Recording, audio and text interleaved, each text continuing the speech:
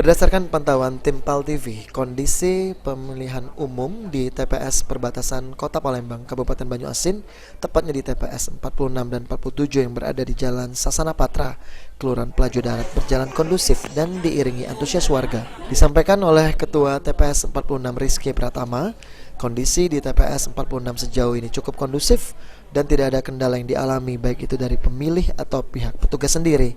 Untuk pemilih berdomisili di Banyuasin tetapi berKTP Kota Palembang akan dilakukan pengecekan dari DPTB dahulu untuk mengetahui pemilih tersebut masih terdaftar di TPS ini atau tidak. Sementara untuk DPT tambahan juga akan dicek terlebih dahulu apakah masih terdaftar di TPS lain atau tidak. Kemudian waktu bagi pemilih DPTB itu di jam 1 siang mengikuti regulasi yang berlaku. Untuk kondisi TPS 46 ini sudah lumayan kondusif. Tidak ada kendala untuk saat ini. Memang untuk jumlah DPT-nya ada berapa, Pak? Jumlah DPT untuk TPS 46 ini ada 255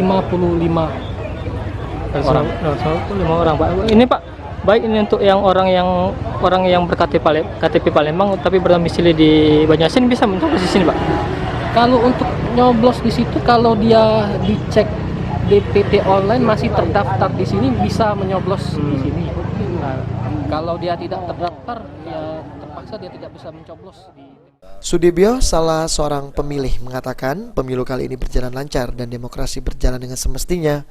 Diharapkannya siapapun yang terpilih nanti dapat memberikan dampak yang baik bagi negara Republik Indonesia. Tentang pemilu ini kali ini siapa mana, Bapak? Alhamdulillah, semoga berjalan lancar, tidak ada halangan suatu apapun, dan semoga demokrasi berjalan sesuai yang diharapkan. Selain itu, Pak, harapan Bapak ke depannya lagi untuk yang ya semoga yang terpilih menjadi yang amanah dan insya Allah negara ini berjalan dengan Ilham Wahyudi, PAL TV.